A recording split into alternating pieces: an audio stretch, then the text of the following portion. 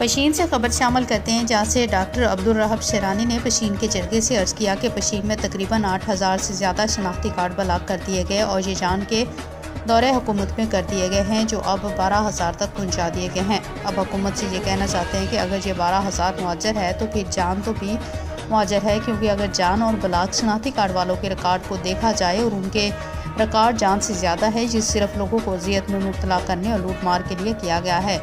Master Abdul Jabbar ने चंद दिन पहले नाथरा इंचार्ज कायम खान से अपने घर के ब्लॉक शनाख्ती कार्ड के मुतल्लिक बात की, जिसमें कायम खान ने कहा कि ये सब जान ने ब्लॉक किए, जिसमें उसकी अपनी साली का शनाख्ती कार्ड भी ब्लॉक किया है और जान का रिकॉर्ड बरकत साफ़ है, उसको ब्लॉक नहीं किया गया। हम पहले अपने पश्तून जरके के मेम्बरान बाद में हुकूमत से अपील करते हैं कि आवाम को अजियत से निकाले, लिहाजा हुकूमत वक्त DG नादरा से अपील है कि गरीबों बेसहारों के शनाख्ती कार्ड को फौरी बहाल किया जाए, लोगों को अजियत से निकाला जाए ताकि वो अपने 2 वक्त की रोटी कमा सके। इस वक्त तकरीबन 70,000 के करीब कार्ड नादरा ने ब्लॉक किए हैं। उनकी इन्वेस्टिगेशन को एक्सपेडाइट किया जाएगा और जिस तरीके से जो शुबहात हैं, जो शकूक हैं, वो हम यकीनी करेंगे कि वो ख़त्म हों, तो उनका फैसला आइदर वे आएगा ताकि लोगों को पता चले कि क्या उनके केसेस डिस्पोज ऑफ होने जा रहे हैं, उनको इनकार है या इकरार है।